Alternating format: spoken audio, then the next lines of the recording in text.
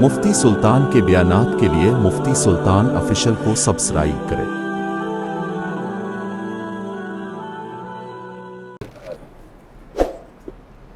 السلام علیکم ورحمۃ اللہ۔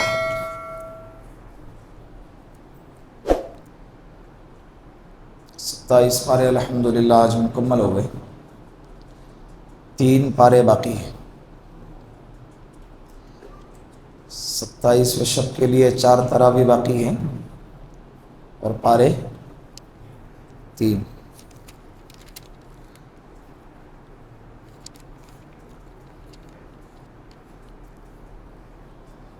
سورۃ الحجرات کی بات چل رہی ہے، بہت سارے احکام ہیں اس میں ہمارے لیے سیکھنے کے لیے، عمل کرنے کے لیے۔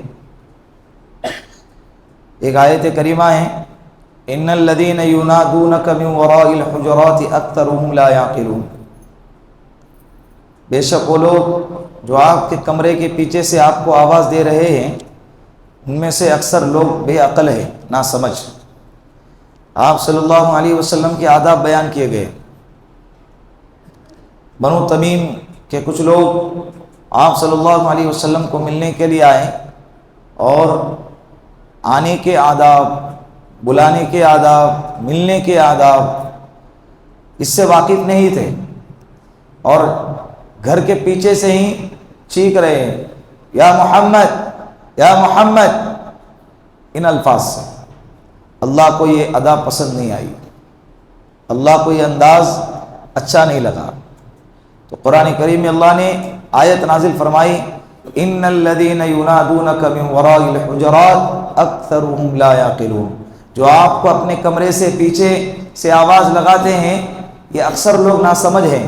ولو انہم صبروا حتی تخرج الیہم، تھوڑا انتظار کرتے، صبر کرتے، وہ نکل ہی جاتے باہر، گھر سے باہر 10 منٹ بعد نہیں، آدھے گھنٹے کے بعد نہیں، 1 گھنٹے کے بعد نکلیں گے نا کبھی تو کبھی۔ ولو انہم صبروا، تمہیں کیا کرنا چاہیے؟ صبر کرنا چاہیے۔ یہ آداب ہمارے لیے بھی ہے۔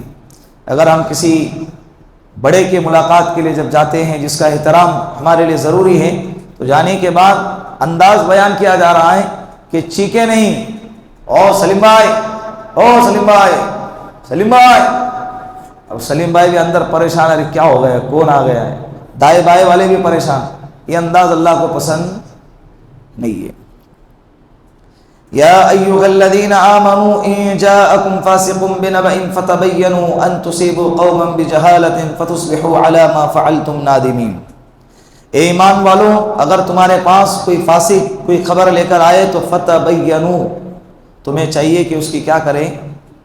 تحقیق کرے، چھان بین کرے، جانچے کہ یہ خبر صحیح ہے یا غلط۔ ان تصیبوا قوما بجہالہ، ہو سکتا ہے کہ آپ ناواقفیت کی وجہ سے ایک قوم کو تکلیف پہنچاؤ۔ علی ما فعلتم نادمین، اور اپنے اس عمل پر تم کو بعد میں شرمندگی ہونا پڑے، پچھتانا پڑے، تو ایسا نہ کرو۔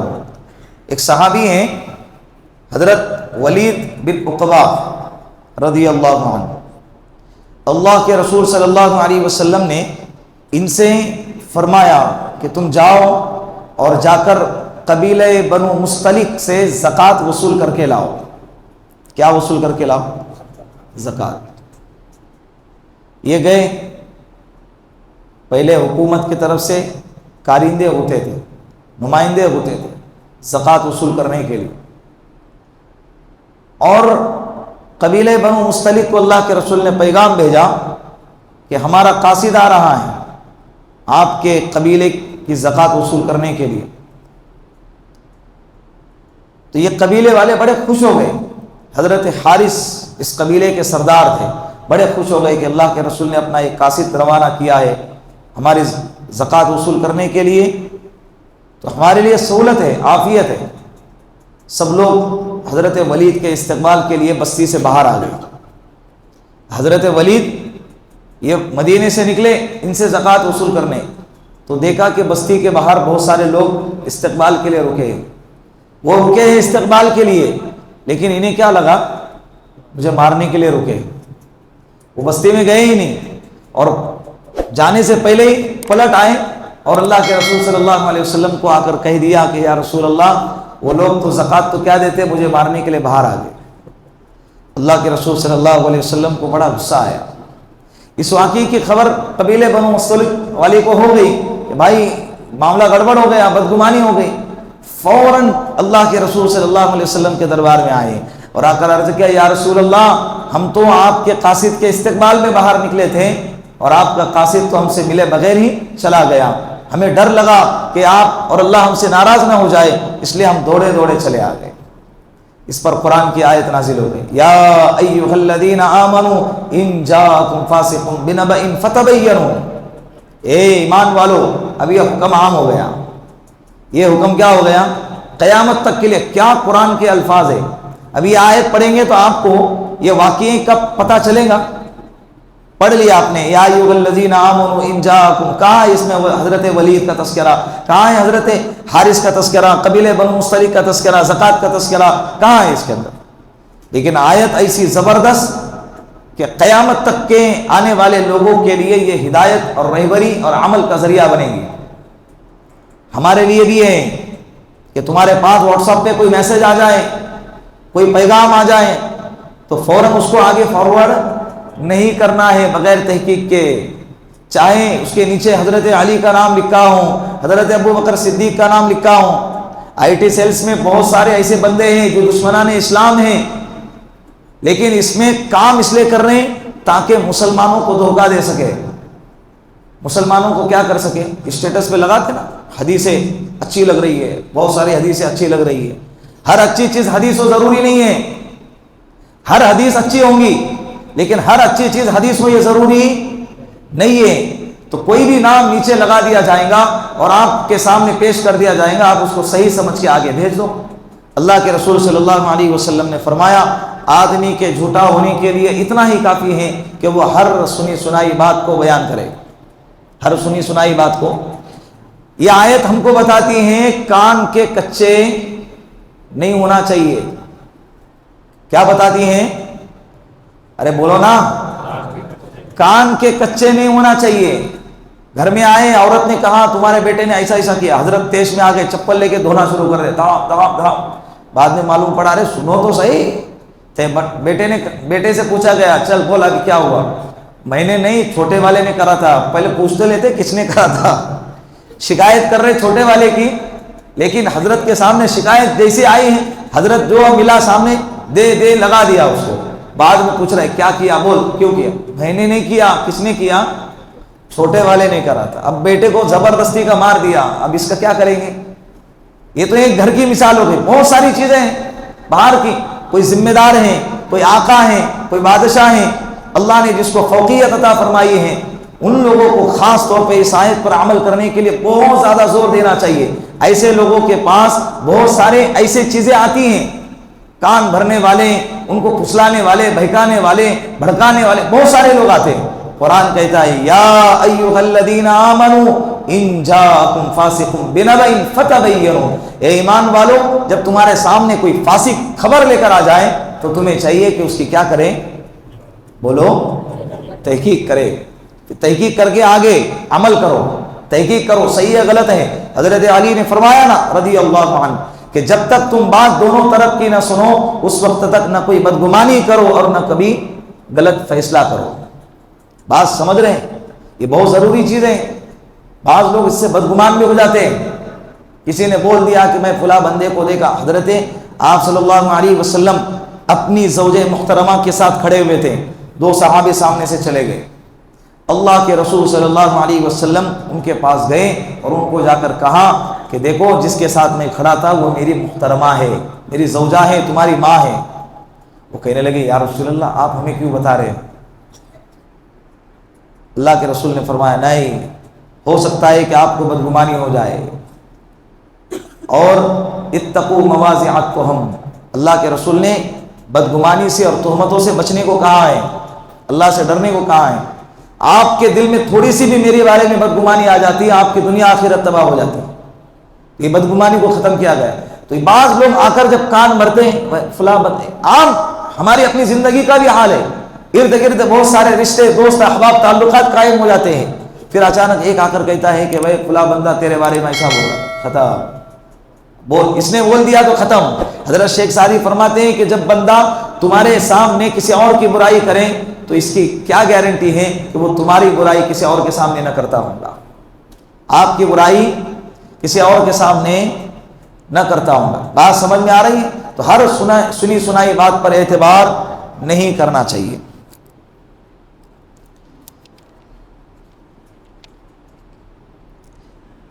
یا ایھا الذین آمنوا لا یسخر قوم من قوم عسى ان یکونوا خیرا منهم ولا نساء من نساء عسى ان یکن خیرا منهن ولا تلمزوا انفسکم ولا تنابزوا بالالقاب بئس الاسم الفسوق بعد الایمان ومن لم یتب فاولئک هم الظالمون۔ اے ایمان والو، لا یسخر قوم من قوم عسى، کوئی مرد کسی مرد کی ٹھٹا اور تہذیب نہ کرے، مذاق نہ اڑائے۔ کیا نہ کریں؟ مذاق نہ اڑائے۔ ہو سکتا ہے کہ جو مرد کسی کا مذاق اڑا رہا ہے وہ سامنے والا مذاق اڑانے والے سے بہتر ہو اللہ کی نظر میں۔ عورتوں سے کہا جا رہا ہے، عورتیں تم کسی عورت کا مذاق نہ اڑائیں، ہو سکتا ہے کہ تم جس کا مذاق اڑا رہے ہو وہ تم سے بہتر ہو۔ بہت سارے واقعات ہیں اس میں۔ ایک واقعہ قبیلہ بنو تمیم کے لوگ ہیں، وہ حضرت عمار جو غریب صحابہ تھے، حضرت عمار ہے، حضرت بلال حبشی ہیں، حضرت صہیب ہے، یہ صحابہ کرام، حضرت خباب رضی اللہ عنہ، یہ غریب صحابہ شمار ہوتے تھے۔ ان کے کپڑوں کو دیکھ کر مذاق اڑاتے تھے، ان کے غریبی کو دیکھ کر کیا کرتے تھے؟ مذاق اڑاتے۔ قرآن نے نازل فرمایا کہ اے ایمان والو، تم کسی مرد کا مذاق نہ اڑاؤ، ہو سکتا ہے کہ تم جس کا مذاق اڑا رہے ہو وہ تم سے کیا ہو۔ گویا کہ حضرت عمار، حضرت خباب اور حضرت بلال حبشی، حضرت صہیب رومی رضی اللہ عنہ، ان کے بارے میں تھپا لگ گیا کہ یہ بہتر ہے، یہ کیا ہے؟ بہتر ہے۔ وَلَا تَلْمِزُوا أَنفُسَكُمْ، ایک دوسرے کو آپس میں ایک دوسرے کو برا نہ کہو۔ وَلَا تَنَابَزُوا بِالْأَلْقَابِ، نام بگاڑ کے نہ پکارا کرو۔ اللہ نے بہترین اگر آپ کو نام دیے ہیں تو اس نام سے ایک دوسرے کو پکارا کرو، نام بگاڑ کے اے پلو، اے خرگوش، اے ٹلو، اے چنا، یہ نام بگڑے ہوئے نام ہیں۔ اللہ کو ایسے نام بولو پسند نہیں ہے، اچھے نام سے بلایا کرو۔ عبد الرحمن نام ہے، عبد ال نہ کہو۔ عبد الرحمن نام ہے، عبد الرحمن کہو۔ مجاہد نام ہے، مجھو نہ کہو۔ مزمل نام ہے، مجھو نہ کہو۔ مزمل ہے، مزمل کہو۔ نام بگاڑنے سے قرآن کریم نے کیا کیا ہے؟ منع فرمایا ہے۔ بئس الاسم الفسوق بعد الایمان، ایمان لانے کے بعد نام کا بگاڑنا کتنی بری بات ہے۔ یا ایھا الذین آمنوا اجتنبوا کثیرا من الظن ان بعض الظن اثم ولا تجسسوا ولا یغتب بعضکم بعضا، اے ایمان والو بہت سارے گمان سے بچو، اس لیے کہ ان بعض الظن، بعض گمان ایسے ہوتے ہیں جو گناہ ہوتے ہیں۔ کیا ہوتے ہیں؟ گناہ۔ بدگمانی کسی سے نہیں کرنا چاہیے، اور خیالات کی دنیا میں نہیں جینا چاہیے۔ خیالات کی دنیا میں میرے پاس 10 کروڑ روپے ہوتے تو میں فراری میں گھومتا اور میں ایسے بنگلے میں رہتا، یہ سارے گمان ہیں، یہ سب خیالات ہیں۔ میں پھر 4 شادی کرتا اور پھر میں یہاں سے نکل جاتا، پھر کبھی یورپ میں رہتا، کبھی ادھر رہتا، اور یہ ہونے والا اس کے لیے میدان میں محنت کرنا پڑے گا۔ اگر آپ کی انکم سالانہ کروڑوں کی ہے تو یہ سوچ سکتا ہے، دکان پکوڑوں کی اور باتیں کروڑوں کی، تو ایسے لوگوں کو ایسے خیالات نہیں جچتے۔ تو قرآن کہتا ہے بہت سارے گمان سے بچو، اس لیے کہ بعض گمان ایسے ہوتے پھر یہ خیالات آپ کو گناہ کی طرف لے جائیں گے۔ یہ گمان کس کی طرف لے جائیں گے؟ گناہ کی طرف لے جائیں گے۔ اور ہاں ولا تجسسوا، ایک دوسرے کی چیزوں کے بارے میں تہمے نہ پڑو۔ ادھر کیوں جا رہا ہو؟ نہیں کیوں، آپ کبھی آتا نہیں ہے، اچانک آج کیوں؟ اور تیرے کو کیا کرنے کا بھائی؟ گیا تیرے سے پوچھ کے جانا چاہیے تھا۔ تیرے زندگی پر کیا اس کا اثر ہوا؟ تو کیوں اس کے جستجو میں ہے؟ ولا تجسسوا، قرآن کہتا ہے ولا تجسسوا۔ دوسری جگہ پہ ہے تمہیں جس چیز کا علم نہیں ہے، ولا تقف ما لیس لک بہ علم، جس چیز کا علم نہیں ہے اس کے تہمے نہیں پڑنا چاہیے۔ کس سے باتیں کر رہا ہے، کس سے مل رہا ہے، کس کو دے رہا ہے، کتنا کما رہا ہے، کہاں سے لا رہا ہے، کہاں سے کھا رہا ہے اور کیا کر رہا ہے. تمہیں کیا بات ختم ہو گئی نا. ہمیں کیا. انسان نے اگر اس پر عمل کیا نا، آدھا ٹینشن اس کا ایسا ہی دور ہو جائے. آدھا ٹینشن اس کا کیا ہے، ایسے سکون کی نیند آئیں گے اس کو. بعض لوگوں کو دوسروں کے مال کی بڑھوتری کی وجہ سے راتوں کی نیندیں حرام ہو جاتی ہیں. کہاں سے لا رہا ہے، گھر میں چرچا ہو رہا ہے، ٹینشن، نیند نہیں آ رہی ہے اس کو. وہ بنداس سویا ہوا ہے اور یہ بیچارہ فکر میں ہے کہ بھائی وہ کہاں سے کما رہا، کہاں جا رہا، کیوں جا رہا، دیکھنا پڑے گا، معلوم کرنا پڑے گا. 4 لوگوں کو باقاعدہ، بعض لوگ ڈیوٹی کی طرح یہ والے جو صفت ہے نا اس پر عمل کرتے ہیں ڈیوٹی کی طرح. گویا کہ ایسے بندوں کو ہائر کیا ہے کسی نے کہ بھائی تیرا یہی کام ہے، کون کس سے ملتا ہے، کہاں سے کماتا ہے، کتنا کماتا ہے، کہاں گلاتا ہے، کیا بات کرتا ہے. اور ایسے لوگوں کا مزاج کیا ہوتا ہے معلوم ہے، 10% چیزیں سمجھتے ہیں اور 90% چیزیں اپنی طرف سے ایڈ کر کے سامنے والوں کو بیان کرتے ہیں. بولو ایسے لوگ کامیاب ہوں گے کبھی؟ کامیاب ہوں گے کبھی؟ لہذا آج ارادہ کریں، دوسروں کی زندگی میں جھانکنے کی ہمیں ضرورت نہیں ہے. نہیں جھانکیں گے ہم اس کے مکلف نہیں ہیں. فلا تزر وازرۃ وزر اخرى. دوسروں کی زندگی میں کیا پڑا ہے؟ ہاں اگر گناہ کا کام ہو رہا ہے اور شر کا کام ہو رہا ہے، ہماری ذمہ داری ہے اس کو گناہ سے روکے. یہ اس کے حق میں خیر خواہی ہے. یہ اس کے حق میں کیا ہے؟ خیر خواہی ہے. بات سمجھ رہے؟ یہ نہیں ہونا. یہ عورتوں کی صفت ہے، بعض مردوں کے اندر بھی یہ صفتیں پائی جاتی ہیں. اللہ حفاظت فرمائے. آگے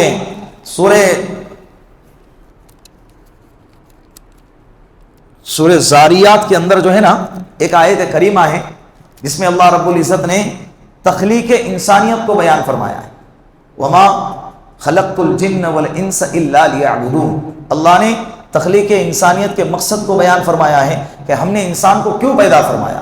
قرآن نے کہا، قرآن کہتا ہے ہم نے انسان کو اس لیے پیدا کیا تاکہ انسان اور جنات یہ میری عبادت کرے، مجھے پہچانے کہ میں کون ہوں. کنت کنزا مخفیہ اردت ان اعرف. میں ایک چھپا ہوا خزانہ تھا، میں چاہا کہ میرا تعارف ہو جائے، مجھے جانے، تو میں نے کیا کیا؟ خلقت الجن والانس. انسان اور جنات کو پیدا کیا. تو ہمارا دنیا میں آنے کا مقصد اللہ کو جاننا ہے، اللہ کی بندگی ہے، اللہ کو پہچاننا ہے. سب کچھ جانا، سب کو پہچانا، سب کو پا لیا، لیکن اگر نہیں جانا اور نہیں پایا اور نہیں پہچانا تو کس کو نہیں پہچانا؟ اللہ کو نہیں پہچانا. 5 منٹ اگر کسی کو کھڑا کر کے کہے نا بھائی تو 5 منٹ اللہ کی تعریف بیان کر، نہیں بیان کر سکتا. اللہ غفور رحیم ہے. ختم ہو گئے، شروع بھی ہو گئے. اب حضرت اس سے کہو کہ بھائی اپنی بیوی کی تعریف کر، اس کو کہنا پڑے گا بھائی بس ہو گیا، بھائی بس ہو گیا، تیری چاہے وہ بس ہو گیا. بیوی کو اس طرح سے پہچانا، اولاد کو اس طرح سے پہچانا، لیکن نہیں پہچانا تو اللہ کو نہیں پہچانا. تو اللہ کو پہچاننا یہ اللہ نے ہم کو پیدا کرنے کا مقصد قرآن میں نازل فرمایا. بات سمجھ میں آ گئی؟ آگے سورۃ النجم ہے، سورہ طور ہے، سورہ طور کے بعد سورہ نجم ہے. حضرت جبیر ابن مطعم رضی اللہ عنہ ایک صحابی ہیں، وہ فرماتے ہیں کہ میں مسلمان ہونے سے پہلے ایک دفعہ غزوہ بدر کے بعد مکۃ المکرمہ سے مدینہ آیا. جب مدینے میں آیا مغرب کی نماز چل رہی تھی اور اللہ کے رسول صلی اللہ علیہ وسلم سورہ طور کی تلاوت فرما رہے تھے. میں مسجد کے باہر تھا.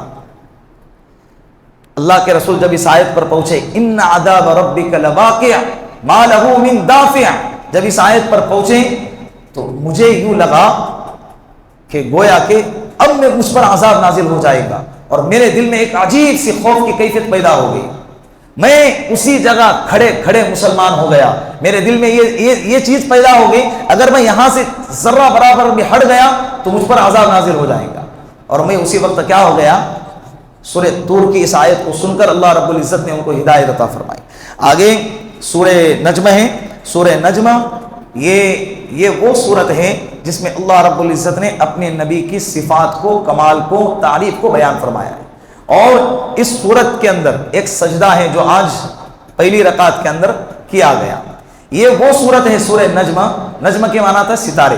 یہ وہ صورت ہے جس میں پہلا سجدہ نزول کے اعتبار سے نازل ہوا. پہلا سجدہ نزول کے اعتبار سے. یہ اپن جو پڑھ رہے ہیں نا، یہ نزول کے اعتبار سے نہیں ہے، یہ قرآن کریم جس ترتیب سے رکھا گیا ہے حضرت عثمان غنی رضی اللہ عنہ نے، اس اعتبار سے ہم قرآن پڑھ رہے ہیں۔ نزول کی ترتیب آگے پیچھے بھی ہے، جس کی جہاں ضرورت تھی اللہ کے رسول نے فرمایا اس کو سورہ بقرہ میں ڈال دو، ان آیتوں کو سورہ شورا میں ڈال دو، ان آیت کو سورہ کہف میں ڈال دو، جن آیتوں کے بارے میں اللہ کے رسول نے فرمایا کہ ان آیتوں کو اس میں ڈال دو، اس ترتیب سے قرآن کریم کو پھر رکھا گیا۔ تو یہ سورہ نجم مکۃ المکرمہ میں نازل ہوئی، اور اس میں جو سجدہ ہیں نزول کے اعتبار سے سب سے پہلا سجدہ ہے۔ اللہ کے رسول صلی اللہ علیہ وسلم مکہ میں ہیں، ایمان والے بھی ہیں اور مشرکین مکہ بھی کھڑے ہیں، یہ سورہ نجم کی تلاوت کر رہے ہیں۔ تلاوت کرتے کرتے آیت سجدہ پر جب پہنچے ہیں، اللہ کے رسول صلی اللہ علیہ وسلم نے سجدہ فرمایا اور ایمان والوں نے بھی سجدہ فرمایا، اور ساتھ ساتھ مشرکین مکہ نے بھی سجدہ فرمایا۔ یہ پہلا موقع تھا جن آیتوں کو سن کے ایمان والوں کے ساتھ ساتھ کفار مکہ بھی سجدے میں گر گئے۔ ایک بندہ تھا، حضرت عبداللہ بن مسعود فرماتے وہ بندہ مٹی اٹھا کر پیشانی پر لگایا اور کہنے لگا کہ کفا، یہ اتنا کافی ہے۔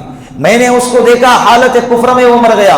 اس کا نام کیا تھا مفسرین نے اس کے بارے میں لکھا نہیں ہے۔ اس سورت کے اندر ایک آیت کریمہ ہے سورہ نجم میں، وہ ہمارے لیے بہت بڑی عبرت کی چیز ہے۔ قرآن کریم کہتا ہے فَلَا تُزَكُّوا أَنفُسَكُمْ هُوَ أَعْلَمُ بِمَنِ اتَّقَىٰ، اپنے آپ کو پاکیزہ مت سمجھو، اپنے آپ کو بڑا نیک نہ سمجھو، کرم خواہ نہ سمجھو، بہت اچھا نہ سمجھو۔ وہ اعلم بمن اتقى، اللہ جانتا ہے کون تقوی والا اور کون تقوی والا نہیں ہے۔ کہتے ہیں نا کون مقبول ہے کون مردود ہے، کون مقبول ہے کون مردود ہے، بے خبر تجھ کو کیا کون ہے۔ جب تلیں گا عمل سب کا میزان پر، تب کھلیں گا کہ کھرا کون ہے اور کھوٹا کون ہے۔ تو اسی لیے اپنے آپ کو کبھی بھی پاکیزہ نہیں سمجھنا چاہیے۔ 4 نمازیں کیا پڑھ لیے، اپنے آپ کو وقت کا سب سے بڑا ولی سمجھنے لگ جاتے ہیں، اور دوسروں کو سب سے بڑا گندا اور گنہگار اور پلید سمجھنے لگ جاتے ہیں۔ چہرے پہ تھوڑی سی داڑھی کیا آ گئی، ایک جبہ کرتا اور ہاتھ میں تسبیح کیا آ گئی، سامنے والوں کو دنیا کا سب سے بڑا بدماش سمجھنے لگ جاتے ہیں۔ یہ صفت اللہ کو پسند نہیں ہے۔ بات سمجھ میں آ رہی ہے؟ اللہ نے اگر آپ کو ہدایت دی، توبہ کی توفیق دی، نیک اعمال اور عبادت کی توفیق اللہ نے عطا فرمائی، تو اس پر اللہ کا شکر ادا کرے، اتنا ہی نہیں۔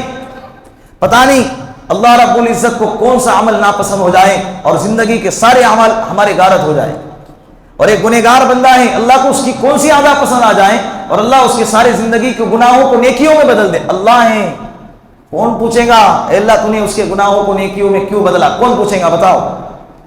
ذوالکفل نام سنا ہے آپ نے؟ ذوالکفل بنی اسرائیل کا ایک عیاش قسم کا انسان تھا۔ روزانہ راتوں میں اس کو لڑکیاں لگتی تھی، شراب کی محفلیں سجائی جاتی تھی۔ ایک لڑکی آئی، مجبور، حالات سے مجبور، اس کو خریدا گیا۔ جب رات کے وقت میں اس کے سامنے لایا گیا تو جیسے ہی اپنی خواہش پورا کرنے کے لیے آگے بڑھا تو اس کے آنکھ سے آنسو آئے۔ تو وہ کہنے لگا، ذوالکفل کہنے لگے کہ تجھے تو مجبور ہو کر تو نہیں لایا گیا نا، تیری قیمت لگائی گئی، تیری قیمت ادا کر دی گئی، پھر اس کے بعد تجھے یہاں لایا گیا اور پھر تو رو رہی ہے۔ تو وہ کہنے لگی کہ میں یہاں پر اپنی مرضی سے نہیں آئی ہوں، مجھے میری مجبوری نے یہاں لایا ہے، اس لیے میں رو رہی ہوں۔ مجھے اللہ کا ڈر ہے۔ مجھے کس کا ڈر ہے؟ مجھے میرے اللہ کا ڈر ہے۔ یہ جملے اس کے دل پر اثر کر گئے۔ وہ کہنے لگا جاؤ میرے لیے دعا کرو، میرے لیے کیا کرو؟ دعا کرو کہ اللہ مجھے معاف فرمائے۔ اللہ بڑے غفور الرحیم ہے، کس کو کب ہدایت دے دے، کس کو کب معاف کر دے، اسی لیے کبھی کسی کو برا نہیں کہنا چاہیے۔ وہ عورت کو رقم دے کر اس کے ضرورتوں کو پورا کر کر مالی اعتبار سے اس کو روانہ کیا، اس کے مقدر میں اسی رات میں موت لکھی ہوئی تھی۔ وہ ذوالکفل انتقال کر گیا اور اللہ کی طرف سے اعلان ہوا کہ جو بھی میرے ولی کا جنازہ پڑھے گا اللہ آج اس کی مغفرت کرے گا، اور اس کے دروازے پر گھر کے لکھا ہوا تھا قد غفر اللہ ذوالکفل، اللہ نے ذوالکفل کی مغفرت کر دی۔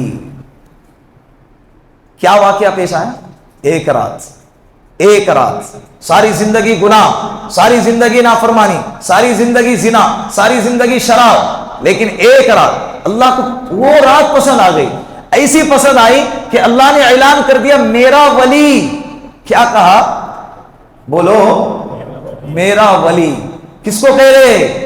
جس نے آخری وقت میں توبہ کی ہے، आखिरी लम्हात में तौबा की है। एक बंदा रात में शराब पीता है, पूरी रात शराब पीता है, पूरी रात शराब पीता है, नशा उतर गया, तहज्जुद के वक्त में नहा धो के अल्लाह के सामने खड़ा होता है। रात में शराब पीते हुए किसी ने उसको देखा और सुबह में उठ के सारे बस्ती में ढिंढोरा पीट दिया कि भाई वो बंदा तो शराबी है, वो कबाबी है, वो कबीरा है और खबीस है, ऐसा है। और वो शराबी ने शराब का नशा उतरने के बाद तहज्जुद के वक्त में गुस्ल करके अल्लाह के सामने 2 रकात नमाज पढ़ के अल्लाह से कहा, अल्लाह ये दुनिया मुझे शराबी कहती है, अल्लाह सारी रात में गुनाह करता रहा, अल्लाह क्या करूं, कहां जाऊं, तेरे ही दर पे आऊंगा तो मुझे माफी मिलेगी, अल्लाह मैं आज तौबा करता हूं, इसके बाद कभी ये गुनाह नहीं करूंगा, अल्लाह मुझे मुआफ कर दे।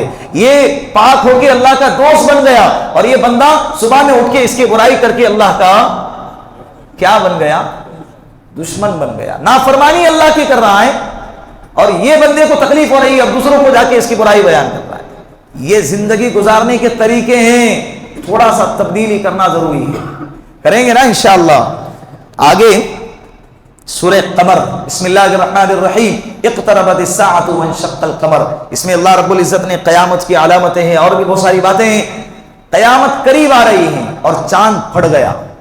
चांद क्या हो गया? फट गया, टुकड़े हो गया। शक के माना टुकड़े होना। ये 2 चीजों को बयान करता है। एक तो एक अल्लाह के रसूल सल्लल्लाहु अलैहि वसल्लम के हाथों अल्लाह रब्बुल इज़्ज़त ने जबरदस्त शक्के कमर का मौजिज़ा रोनुमा फरमाया। मुशरिकीन मक्का अबू जहल अल्लाह के रसूल के पास आया और कहने लगा, या रसूल अल्लाह अगर आप नबी हैं, ए मोहम्मद अगर आप नबी हैं तो ये जो चांद दिख रहा है ना, इसके टुकड़े करके दिखाओ। उसे लगा कि ये तो नामुमकिन चीज है और हकीकत में नामुमकिन चीज है बंदों के लिए, लेकिन हमारे आका अल्लाह के सबसे महबूब नबी है। अल्लाह के रसूल सल्लल्लाहु अलैहि वसल्लम ने उंगली का इशारा फरमाया, चांद के क्या हो गए? टुकड़े हो गए। चांद का एक हिस्सा एक तरफ, दूसरा हिस्सा दूसरे तरफ, उसके बाद आकर दोबारा जुड़ गया। अबू जहल कहने लगा, ओहो मोहम्मद तो इतना जबरदस्त जादूगर है, नाऊज़ु बिल्लाह, कि उसका जादू तो चांद पर भी चल रहा है। जिसको हिदायत नहीं मिलनी है तो इतनी बड़ी दलील देखकर भी हिदायत नहीं मिली, और जिसको हिदायत मिलनी है, इन्ना अज़ाब रब्बिका लवाक़ि' मा लहू मिन दाफ़िय, को सुनकर भी अल्लाह ने उनको क्या कर दिया? हिदायत अता फरमाई। हिदायत किसके हाथ में? अल्लाह के हाथ में। इसी सूरह कमर के अंदर आगे हैं, वलक़द यस्सरनल क़ुरआन लिज़्ज़िक्रि फ़हल मिन मुद्दकिर। अल्लाह फरमा रहे, हमने कुरान को नाजिल किया पढ़ने वालों के लिए, सुनने वालों के लिए, याद करने वालों के लिए, समझने वालों के लिए और उस पर अमल करने वालों के लिए। क्या? आसान। यस्सर युस्सिरु के माना थे आसान। पढ़ो यार, क्या करो? पढ़ो। कुरान से आसान, कुरान से बेहतर कोई किताब नहीं है, कुरान से अफजल कोई किताब नहीं है, कुरान से बढ़कर कोई हिदायत वाली किताब नहीं है। अल्लाह ने इतनी बेहतरीन किताब हमको अता फरमाई है और हम उससे फायदा नहीं उठाते, हम उससे फायदा नहीं उठाते। एक छोटा सा वाकया, बल्कि मिसाल बयान करके बात खत्म कर देता हूं। हमारा मसला क्या है मालूम है? एक बुढ़िया है, मस्जिद के बाहर भीख मांग रही है। तो एक नौजवान कहने लगा कि माई, अम्मा, क्या तेरा कोई बेटा वगैरह नहीं है जो तुझे भीख मांगने पर मजबूर होना पड़ा? तो वो अम्मा कहने लगी कि बेटा मेरे 2 बेटे हैं और एक बेटा तो मेरा बाहर है। कहा कि फिर जब बाहर है तो तुझे पैसे वगैरह नहीं भेजता? नहीं ना बेटा, क्या करें, मजबूर हूं। फिर राब्ता होता या नहीं होता? बस हर महीने एक लिफाफा, एक चिट्ठी भेज देता है। वो चिट्ठी रंगी बिरंगी होती है, मुझे तो पढ़ना लिखना नहीं आता है, लिहाजा मैंने उसको अपने घर के दीवार पर मेरे बेटे की याद में सजा के रखा हुआ हूं, बाकी तो पैसे वगैरह कुछ नहीं आते। अब वो नौजवान कहने लगा कि अम्मा मुझे तुम्हारे घर ले चलो। वो अम्मा उनके घर लेकर गई। घर पे जाकर देखा तो पूरे दीवारों पर बेटे ने भेजे हुए वो चिट्ठी सजाई हुई। वो चिट्ठी नहीं थी, वो हर महीने 50,000 रकम का चेक था। क्या था? चेक था। 50,000 रकम का हर महीने का चेक कई सालों से भेजता रहा। अरे अम्मा को पढ़ने ही नहीं आता था तो मालूम ही नहीं था कि कितनी करोड़पति है। करोड़पति रहने के बावजूद क्या कर रही है? बोलो। कुरान में अल्लाह ने कितनी चीजें बयान फरमाई हैं, इसके बावजूद हम भीख मांग रहे हैं। यहूदियों से, नसारा से, मुशरिकीन से क्या कर रहे हैं? तहजीब के लिए भीख मांग रहे, जिंदगी गुजारने के लिए भीख मांग रहे। किस तरह से जिंदगी गुजार रहे? वो बंदा कामयाब है, उससे भीख मांग रहे। قرآن جس کے پاس ہو، اور ہم اس سے فائدہ کیوں نہیں اٹھا رہے کہ ہم کو آتا نہیں ہے، ہم کو معلوم نہیں ہے اس میں کیا ہے، یہ 50,000 کے چیک سے بھی بڑھ کر ہے، جب معلوم نہیں ہے تو یہ ہم کو فائدہ دے گا؟ وہ بڑھیا کے گھر میں کروڑوں کی انکم تھی لیکن اس کو فائدہ کیوں؟ کیونکہ اس کو معلوم نہیں تھا۔ ہمارے پاس ہے، ہم اس کو معلوم نہیں کر رہے۔ اللہ رب العزت سے دعا ہے کہ اللہ پوری زندگی قرآن کو پڑھ کر اس پر عمل کرنے کی توفیق عطا فرمائے۔ وآخر دعوانا ان الحمد للہ رب العالمین۔